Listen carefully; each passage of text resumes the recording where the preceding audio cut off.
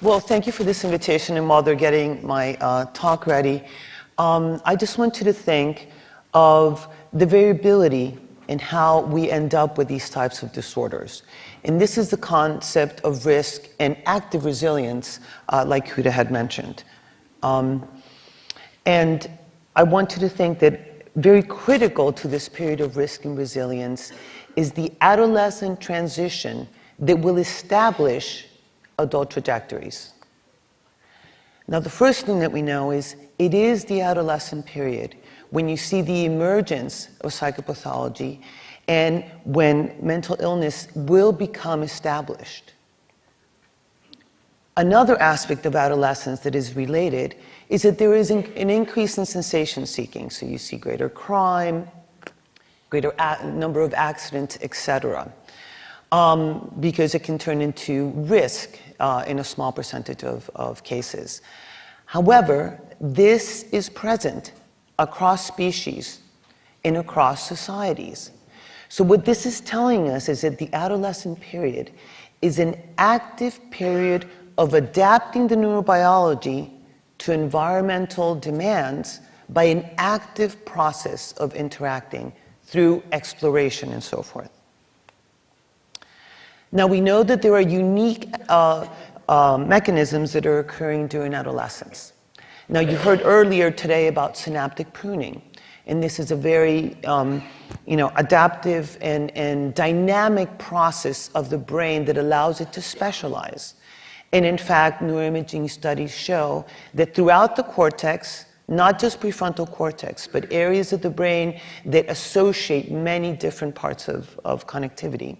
And also within the brain, including the striatum, which supports reward and motivation, and the hippocampus, which allows us to integrate experience to inform our ability to execute cognitive behaviors. These are all thinning through the adolescent period. Now, those connections that remain become myelinated through the adolescent period. And this is very important because it'll speed neuronal transmission and it'll protect the fidelity of the neural signal. What I'm showing you in this graph here, the red parts are showing that the majority of the white matter tracts, the main white matter tracts of the brain, are going through a very dramatic and significant period of growth that is childhood to adolescence. This is important because it's telling us that during this time of active growth, there is a risk for breakage, but there's also an opportunity for affecting change. Now, the last tracks to develop are those that support social and emotional processing, and that will continue all the way through the 20s into the 30s. Finally, we're learning more and more about the fact that the neurochemistry of the brain is very unique during the adolescent period.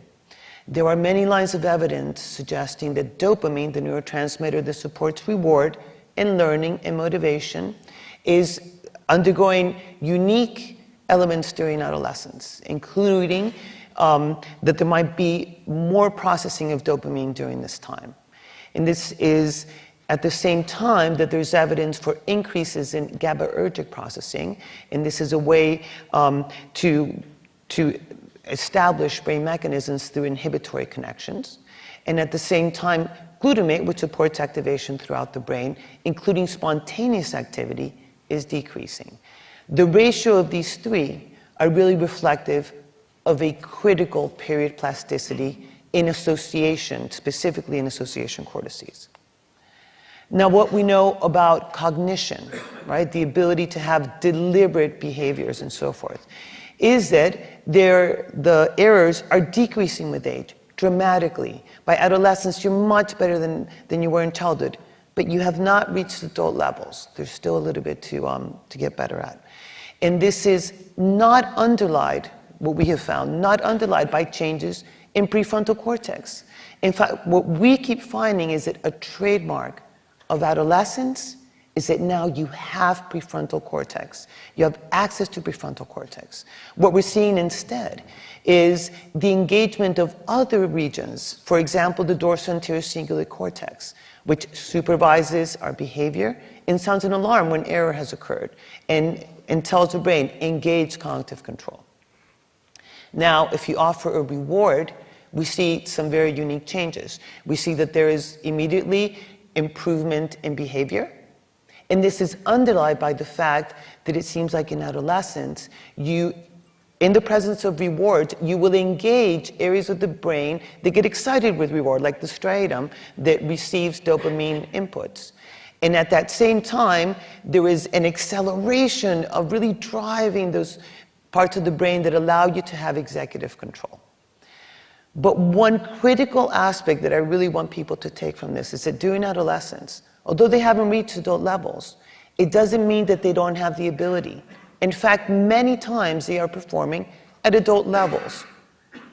What is actually changing is a decrease in the variability of their responses. I'm sure you know teenagers, sometimes they seem like they're fine and sometimes they don't.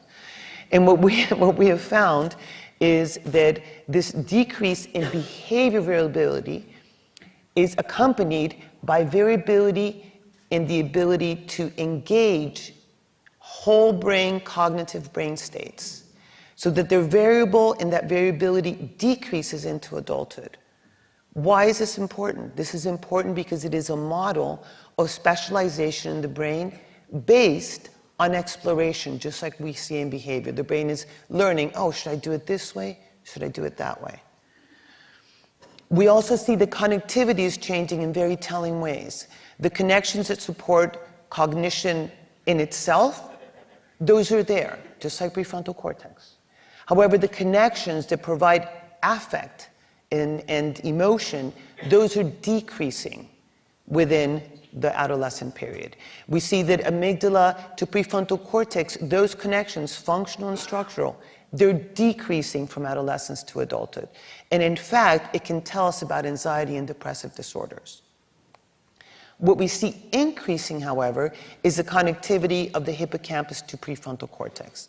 This is important because it's telling us that during this time, that experience that you're gaining as an adolescent, through your own agency now that you're fully grown, is actually having an impact on your deliberative cognitive function. And if we look at all the evidence from molecular mechanisms, you heard some of these earlier today, in a couple of the different talks. What they're really telling us is that during the adolescent period, there are markers of critical, not sensitive, but critical period plasticity and association cortices. So this part of the brain is very, very much attentive to what the environment is telling us, so it can actually specialize to fit its environment. So in summary, the way that we're looking at adolescence is that adolescence is just, before adolescence you have accumulation, but by adolescence you have everything. And now you have all the information that you need. You have all the genetic information, you have the environmental information, you have all these mechanisms of plasticity. You're like, okay, you are going to be exceptional. Great, lucky for you. However, many will not become exceptional. And that is what we're trying, everyone, a lot of people here are trying to understand. And one long-term goal that a lot of us have is to develop something akin to a pediatric growth chart that has to do with brain development, so that we can start to identify when trajectories are starting to deviate, and let's find mechanisms to bring them over. Thank you very much.